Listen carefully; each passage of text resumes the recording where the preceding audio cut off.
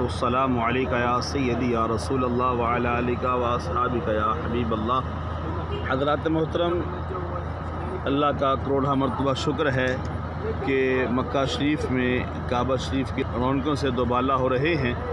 तो आज हम इस मुकाम पे हाज़िर हैं, काबतुल्लाह शरीफ के बिल्कुल इस साइड पे जो है सारा हिजरा रोड पे आए, जहाँ पे ये अड्डा है गाड़ियों का। इसके साथ ही ये खाली मैदान आपको नज़र आ रहा है। जब आप सुनेंगे दिल कांप जाएगा।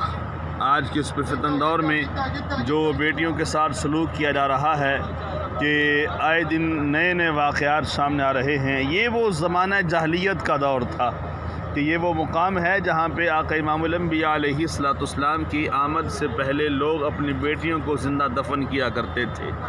महबूब करीम अलैहिस्सलाम की आमद हुई। रब कायनात ने बेटी को इस्लाम में जो इज़्ज़त दी है, रब ज़ुल जलाल की इज़्ज़त की कसम कहीं और नहीं मिल सकती। जो इस्लाम में बेटी की इज़्ज़त है, बेटी का मुकाम है, बेटी की अज़मत है, वो किसी और दीन में नहीं है। ये वो जगह है जहाँ पे बेटियों को ज़िंदा दफन किया जाता था। और सऊदीया गवर्नमेंट ने बड़ी कोशिश की है, लेकिन जब भी यहाँ पे बुलडोज़ लगाते हैं तो यहाँ से अब भी बेटियों के चीखने की आवाज़ें आती हैं। तो लिहाजा इन्होंने फिर इसको महफूज कर दिया। ये मुकाम आप देख रहे हैं कि ये वो अज़ीम मुकाम है जहाँ पे बेटियों को जो है ज़िंदा दफन किया गया।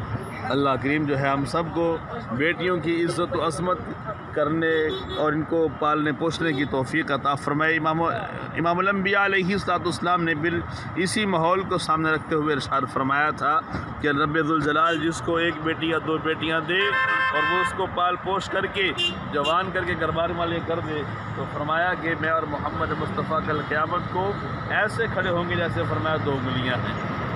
अल्लाह के हमें बेटियों की इज़्ज़त तौक़ीर करने की तौफ़ीक़ अता फ़रमाए। आमीन बिजाहिन नबील करीमुल अमीन।